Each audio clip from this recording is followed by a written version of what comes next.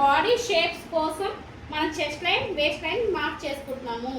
ఒకవేళ డ్రెస్ అయితే hip line కూడా వస్తుంది, ఇంకా పర్ఫెక్ట్ షేప్ వస్తుంది అన్నట్టు. సో ఇది పెట్టుకుంటే కనుక ఓన్లీ 2 షేప్స్ తీసుకుంటాం. మాకు ఇంత లెంత్ వద్దు అనుకుంటే మీరు ఇక్కడ వరకు తీసుకోవచ్చు, అప్పర్ హిప్ వరకు మీ ఇష్టం. లెంత్ హాఫ్ కావాలంటే హాఫ్ వేసుకోవచ్చు, ఫుల్ కావాలంటే టైస్ వర్క్ కావాలి, ఇది టైస్ వర్క్ వస్తుంది మీకు. ఇంకా మాకు ఇంకా మీ వర్క్ కావాలనుకుంటే మీ వర్క్ ఎంత తీసుకోవచ్చు. మీకు ఎంత లెంత్ కావాలనేది మీ ఆప్షన్ మీద ఉంటుంది. మాకు డ్రెస్సెస్కి మాకు ట్రాన్స్పరెంట్ ఎక్కువ ఉంది, మాకు ఫుల్ లెంత్ కావాలనుకుంటే ఫుల్ తీసుకోవచ్చు. మాకు ఒకవేళ డ్రెస్సెస్కి మీ లైనింగ్ వేసుకోండి, వితౌట్ లైనింగ్ తీసుకొని సేమ్ అదే కలర్ లైనింగ్ని పెట్టుకోవడం లాగా కూడా కుట్టుకోవచ్చు, ఆప్షనల్. ఇది మీకు ఎలా అంటే అలా చేసుకోవచ్చు పెట్టుకోవడం. దీన్ని డ్రాఫ్టింగ్ చేసుకో.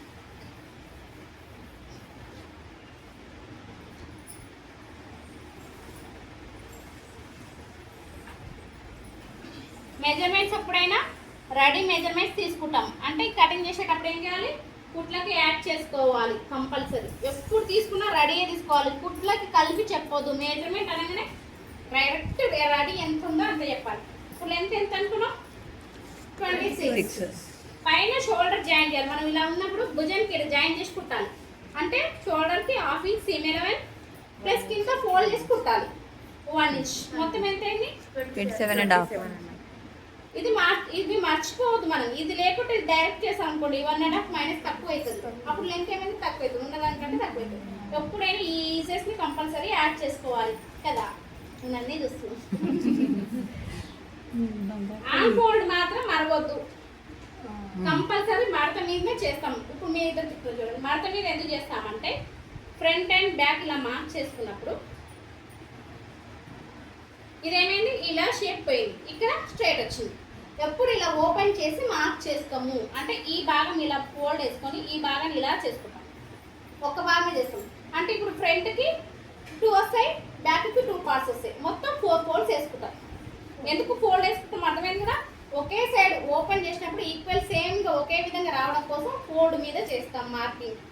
మనకి 4 భాగం ఏదైనా ఇప్పుడు చెస్ట్ కానీ వేస్ట్ కానీ ఒకవేళ బై 4 చేస్తున్నామంటే ఇవి 4 పీసులు ఉన్నాయి కనుక బై 4 చేస్తున్నాము. ఏదైతే ఒకటే కొలత తీసుకుంటామో దాన్ని బై 2 చేస్తాము. గుర్తుపెట్టుకోండి ఆ పాయింట్స్, ఎందుకంటే వీళ్ళకి ఫస్ట్ క్లాస్లో అయిపోయినాయి, మీకోసం ఎక్స్ప్లెయిన్ చేస్తున్నాం. ఇప్పుడు ఆన్ ఫోల్డ్ మీదే ఇస్తున్నాం.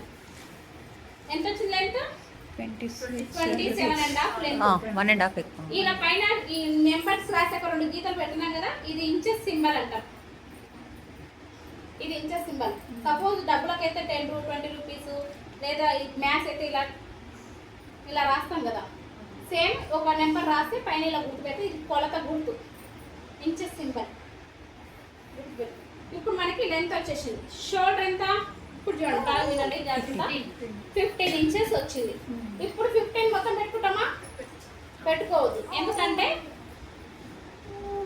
మనం ఇలా డ్రా చేసినప్పుడు చూడండి షోల్డర్ ఇక్కడ మనకి మెడ భాగం వస్తుంది, ఓకేనా. ఈ మెడ నుంచి ఈ గ్యాప్ ఉంది కదా, మనం ఎంత చేస్తాం మొత్తం కౌంటింగ్ చేస్తాం. షోల్డర్ 15 ఉంది మనకి. ఇప్పుడు ఈ మెడ బదులు మనం 2.5 నెక్ విడ్త్ కట్ చేస్తాం. ఇప్పుడు ఈ గ్యాప్ అనేది మనం మైనస్ చేసుకోవాలి. లేదనుకోండి మొత్తం తీసుకున్నాం ఈ జారీ స్లీవ్స్ మీదకి ఇక్కడ వచ్చేస్తుంది మన స్టిచ్చింగ్ అంతా. కాబట్టి ముందు ఏం చేయాలంటే ఇక్కడ గ్యాప్ ఉన్నదాన్ని ముందే మైనస్ చేయాలి షోల్డర్ నుంచి. ఇప్పుడు ఎంత తీసుకున్నాం 2 ఇంచెస్ తీసేసి ఇప్పుడు మనకి ఎంత అర్థమైందా, ఉన్న షోల్డర్ నుంచి ముందే 2 ఇంచెస్ మైనస్ చేయాలి.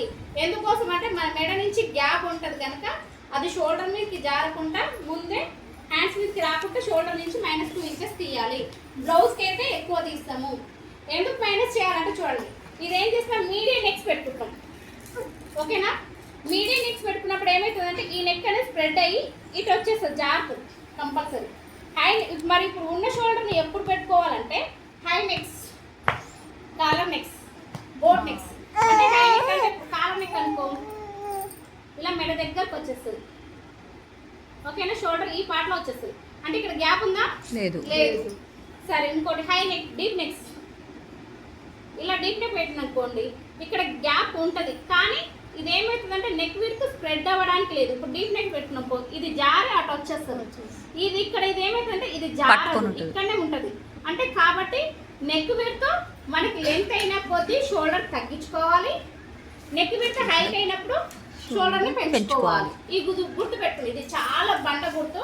నెక్లకి షోల్డర్ కి చాలా సంబంధం ఉంటుంది. మీరు ఏ నెక్ డిజైన్ పెడుతున్నారు, ఎంత తీస్తున్నారు, దాన్ని బట్టి షోల్డర్ మార్క్ చేసుకోవాలి. బోట్ నెక్ మార్క్ చేసినప్పుడు చూడండి మీరు అందరూ హైట్ వస్తుంది, కాబట్టి అప్పుడు ఉన్న షోల్డర్ పెట్టుకోవాలి. ఎందుకంటే స్ప్రెడ్ అవ్వడానికి లేదు, ఇక్కడ బ్యాక్ పార్ట్ లో ఇక్కడ స్ప్రెడ్ అవ్వడానికి లేదు. అదే డీప్ నెక్ అనుకో, ఇది జారి ఇక్కడికైనా వచ్చేస్తుంది. ఇప్పుడు చూడండి బ్లౌజ్కి వచ్చేసరికి ఇక్కడ డీప్ వెడల్పు ఎక్కువగా ఉంటుంది, డ్రెస్కి 2 ఇంచెస్ ఉంటుంది. Blouse tight fitting, dress medium fitting. Fitting బట్టి ఉంటుంది. తన కాలర్ నెక్స్ వేసారు, మెడ దగ్గరకు ఉంది అంటే ఉన్న షోల్డర్ని మార్క్ చేసుకోవాలి. మిగతా డీప్ కానీ ఇప్పుడు మనం పెట్టుకోవడానికి మీడియం నెక్స్ పెడుతున్నాం కాబట్టి 2 ఇంచెస్ మైనస్. బ్లౌజ్ వచ్చేసి డీప్ ఇంకా 10.5 11 పెడతాం, అప్పుడు 4 ఇంచెస్ మైనస్ చేయాలి. సో మనం ఎంత డీప్ తీసే దాన్ని బట్టి మైనస్ చేసుకోవాలి. కాబట్టి గుర్తుపెట్టుకోండి, ఇది చాలా ఇంపార్టెంట్. షోల్డర్ నుంచి 2 ఇంచెస్ మైనస్ చేయాలి. ఉన్న షోల్డర్ మార్క్ చేస్తే స్లీవ్స్ మీదకి వచ్చేస్తుంది షోల్డర్ మొత్తం. ఇక్కడ కుట్టు మీరు రెడీమేడ్లో చూసారు కదా, షోల్డర్ ఎక్కువగా ఉండి మన స్లీవ్స్ మీదకి వస్తుంది కుట్టు. కాబట్టి ముందే మైనస్ చేసుకోవాలి.